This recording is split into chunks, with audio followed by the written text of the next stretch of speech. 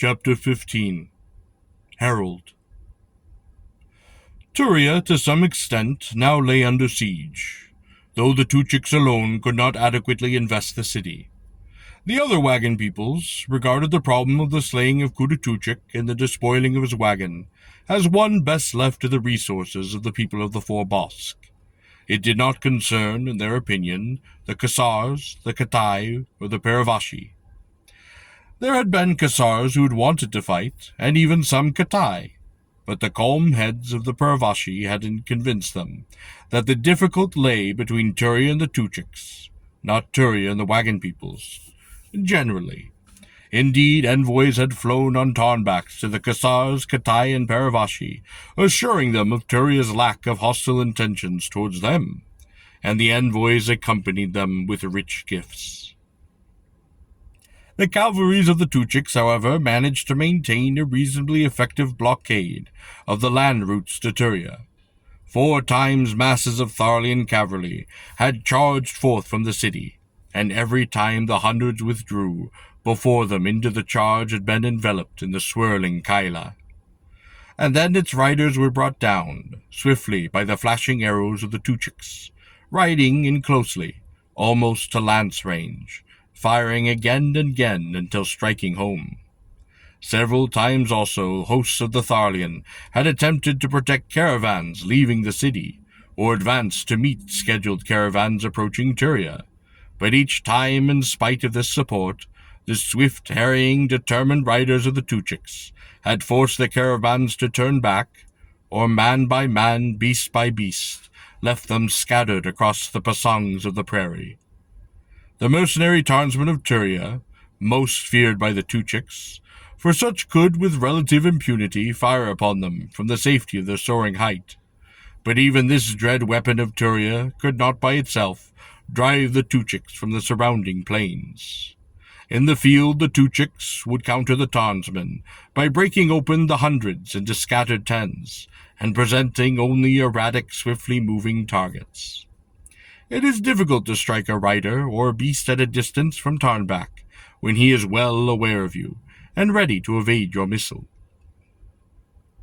If the townsman approached too closely, then he, himself, and his mount were exposed to the return fire of the Tuchiks, in which case of proximity the Tuchiks could use his small bow to a fierce advantage.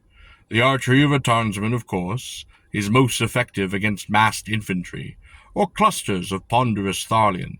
Also, perhaps, and not unimportantly, many of Turia's mercenary townsmen found themselves engaged in the time-consuming, distasteful task of supplying the city from distant points, often bringing food and arrowwood from as far away as the valleys of the eastern Catius.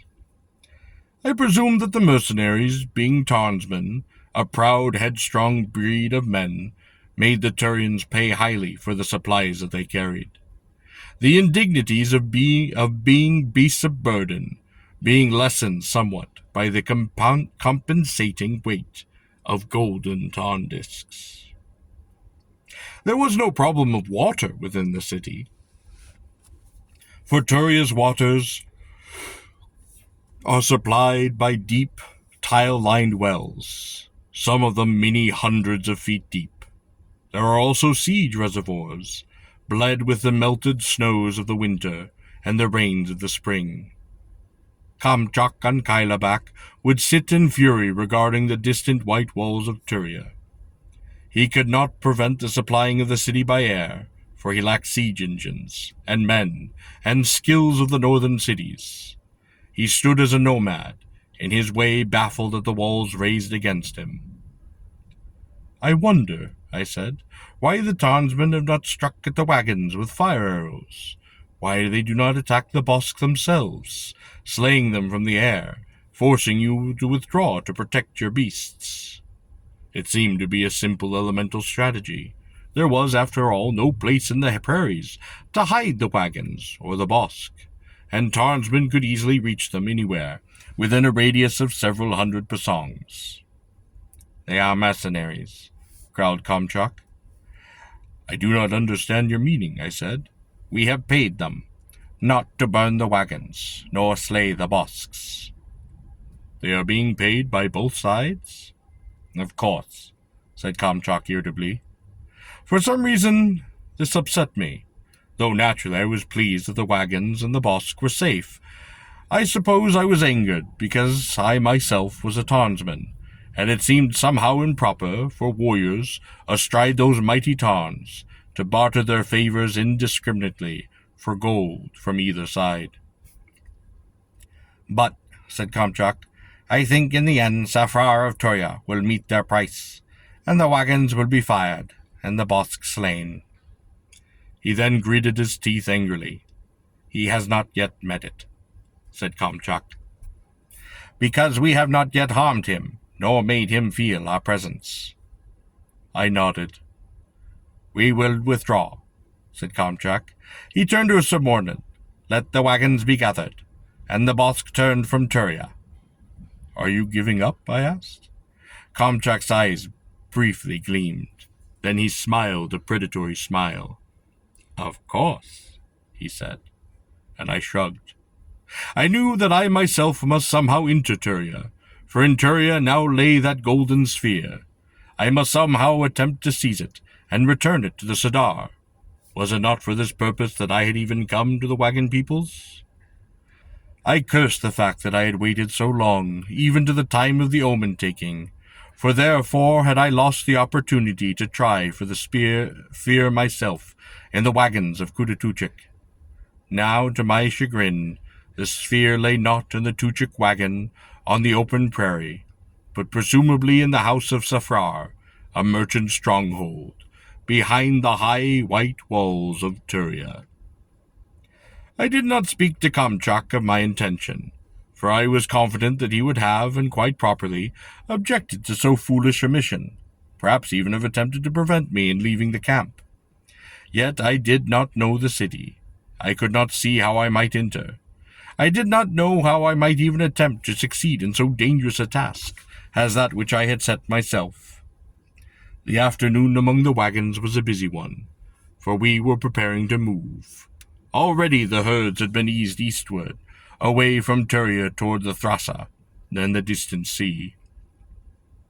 There was much grooming of wagon Bosk, checking of harnesses and wagons, cutting of meat to be dried hanging from the sides of the moving wagons, in the sun and in the wind.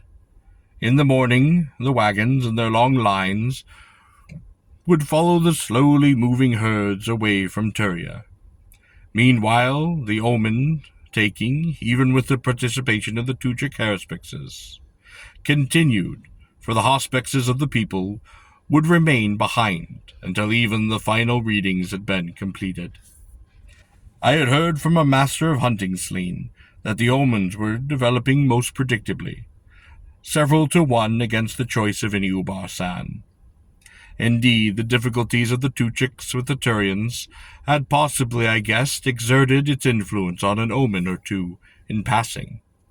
One could hardly blame the Kasars, the Katai, or the Paravashi for not wanting to be led by a Tuchik against Turia, or for not wanting to acquire the Tuchik troubles by uniting with them in any fashion.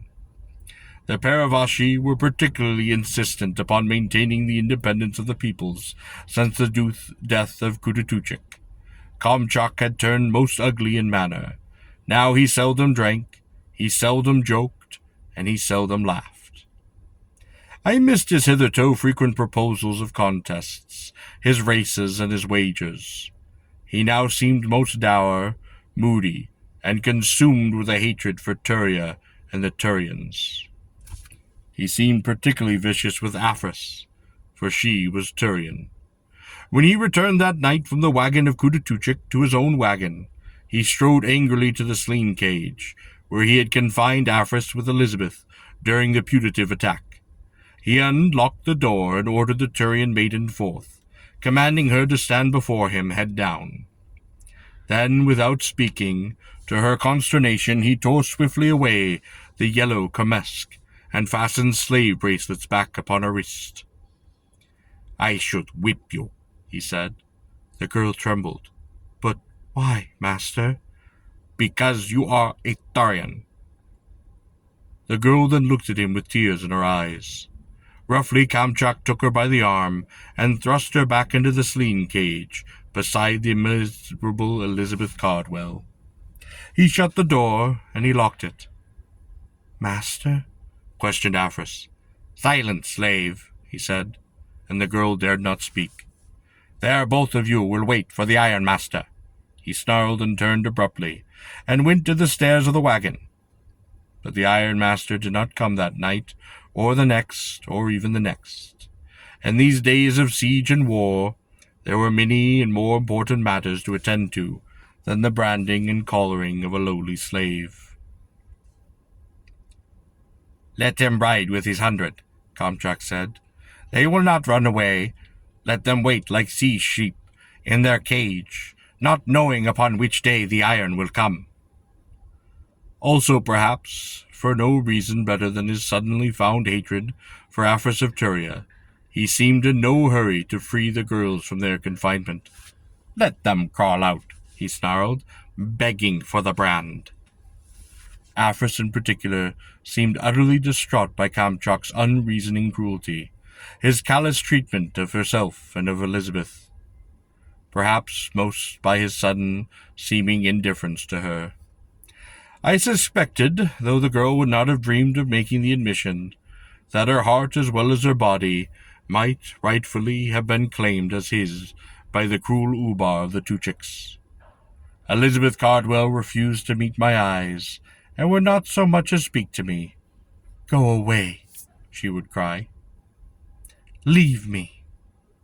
Kamchak, once a day at night, in the hour in which the Selina fed, would throw the girls bits of the bosk meat, and fill a pan of water kept within the cage.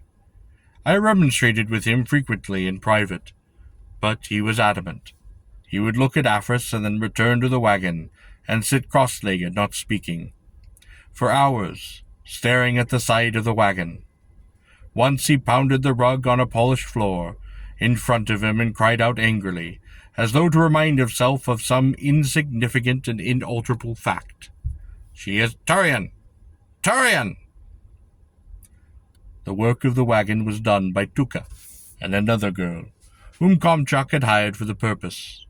When the wagons were to move, Tuka was to walk beside the wagon and beside the cart of the sling cage, drawn by a singular bosk, and with a bosk stick guide the animal.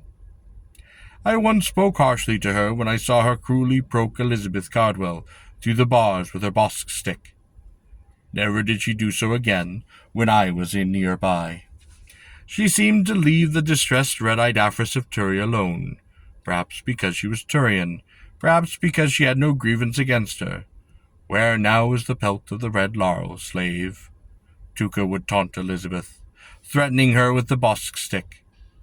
"You will look pretty with a ring in your nose," she would cry. "You will like your collar.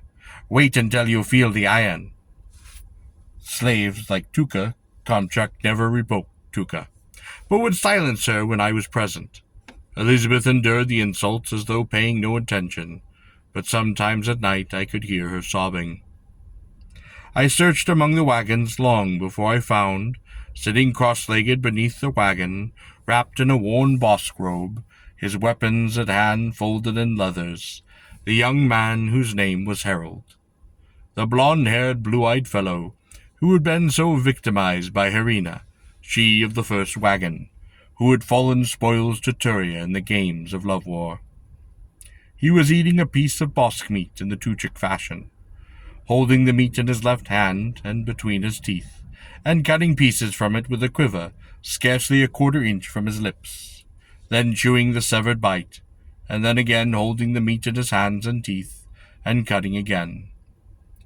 Without speaking, I sat down near him and watched him eat.